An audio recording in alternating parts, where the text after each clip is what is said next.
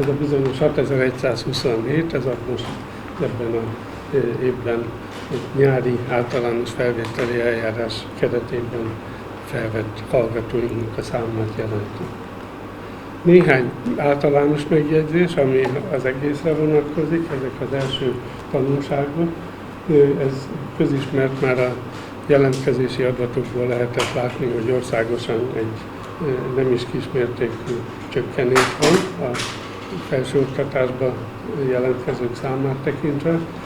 Ennek okai is már részben ismertek, ugye az, hogy a nyelvvizsgát kilátásba helyezték, kötelező lesz, hogy a emelt szintű érettségi, ami aztán végül maradt is követelmény, és ez egy kicsit megváltoztatta, már a tavalyi felvételire is hatással volt, előrehozták az idejére egyértelműen. A másik, hogy ez már elhangzott, meg megjelent a médiában tegnap este is, hogy továbbra is őrizzük ezt a bizonyos második helyet. Az első helyen nyilván az ELTE áll, a jelentkezők számában is, a felvettek számában is, és ezen kívül, vagy emellett egy másik fontos adat, hogy milyen arányban részesülünk a felvettekből, a jelentkezettekből és a felvettekből is. Ez az, amit én itt országos pozíciónak mondok.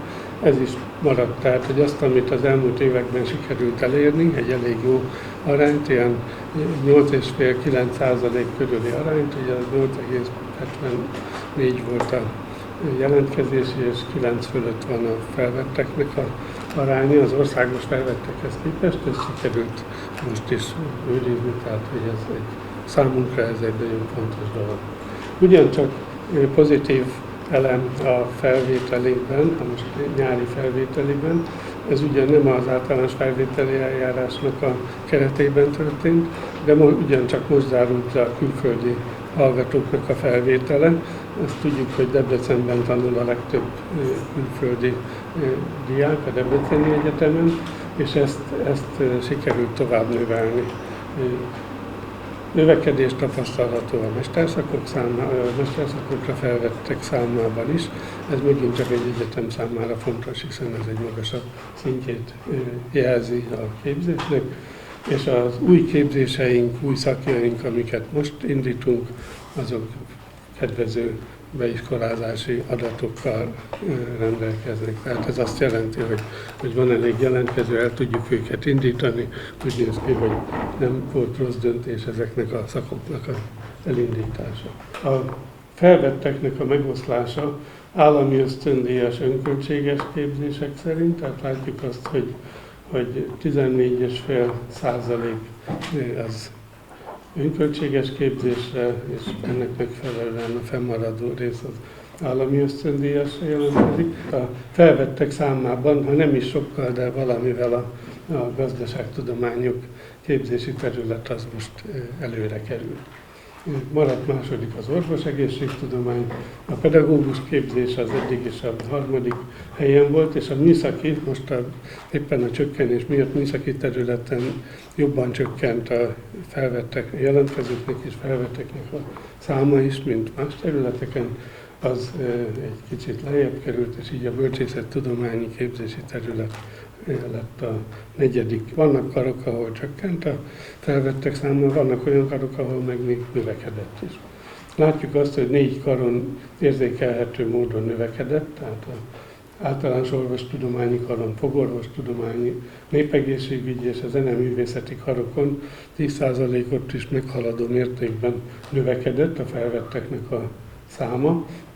Néhány karon jelentős csökkenés figyelhető meg. Angol nyelvű képzéseink, amelyeknek a száma már meghaladja 70-et, tehát Magyarországon nincs még egy olyan egyetem, ahol ilyen széles körű képzési kínálat létezik és működik angol nyelven, mint ami nálunk.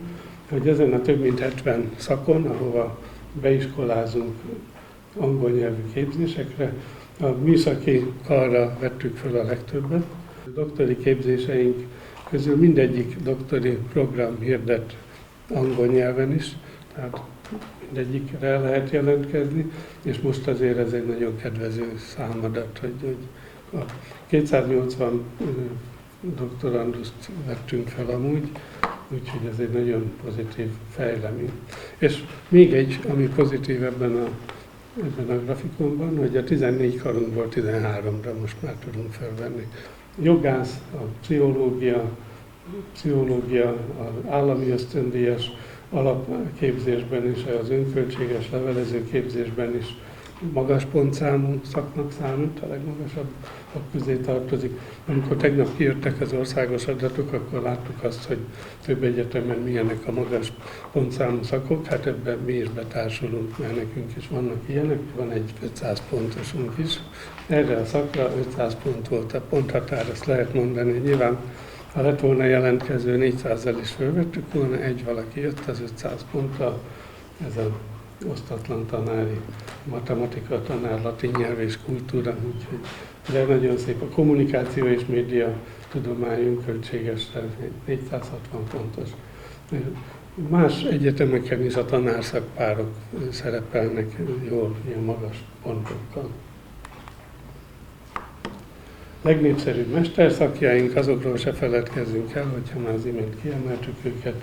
A pszichológia, emberi erőforrás tanácsadó, egészségügyi menedzser, egészségpszichológia, sportközgazdász. Persze itt már mások a számok, tehát a mesterszakok azok kisebb létszámú képzéseket jelentenek.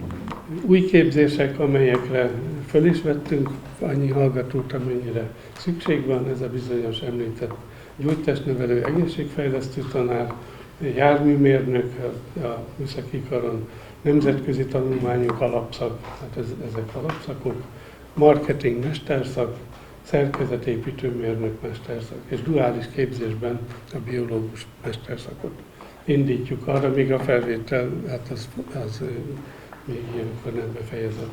És ugyancsak új képzésnek számít a most induló nagyváradi kihelyezett képzéseknek a csokra, a gépészmérnök, vidékfejlesztési agrármérnök alapszak, valamint 2 szakirányú továbbképzési szak. Ezeknek a meghirdetése a pótfelvételi eljárással egy időben történik, tehát itt még nincsenek számadatok. A felvételi eljárás lezárását követően a jelentkezők értesülnek az e-felvételi rendszerében a besorolási döntésről, amit augusztus 5-éig kell, hogy megkapjanak, majd ezt követően a felsőoktatási intézményeknek a feladata és a joga is a felvételi határozatot megküldeni a jelentkezőknek. Hogyha valaki nem nyert felvételt, annak nyilván több oka is lehet, vagy nem érte el a felvételi ponthatárt, vagy pedig valami hiba csúszott az eljárásba. Ez szokott kisebb arányban előfordulni egyébként, amióta teljesen elektronikus úton folyik az egész felvételi eljárás.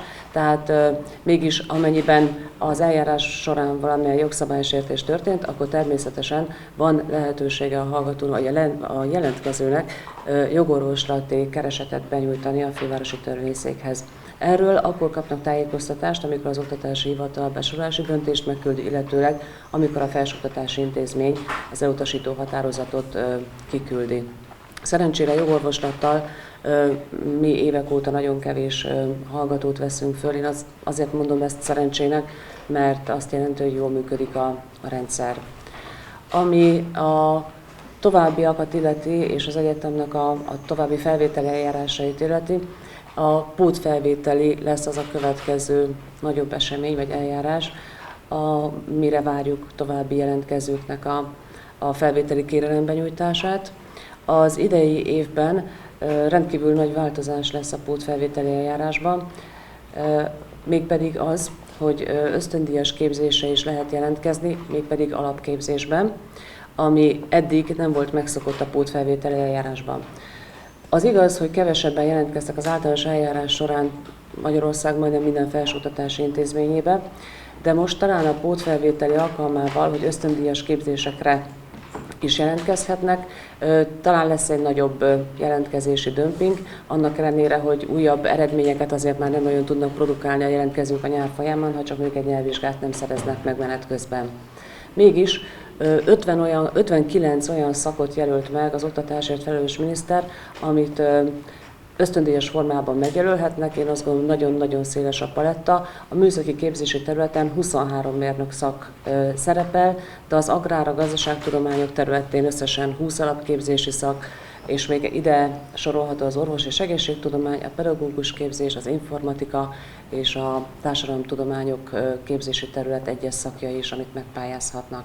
A pótfelvételi eljárásnak a határidejét még nem tette közzé az Innovációs és Technológiai Minisztérium, illetőleg az Oktatási Hivatal. Erről későbbiekben fogunk tájékoztatást adni, nyilván a sajtónak is, meg természetesen azoknak, akik szeretnének ebben az eljárásban még a Debreceni Egyetemre bekerülni.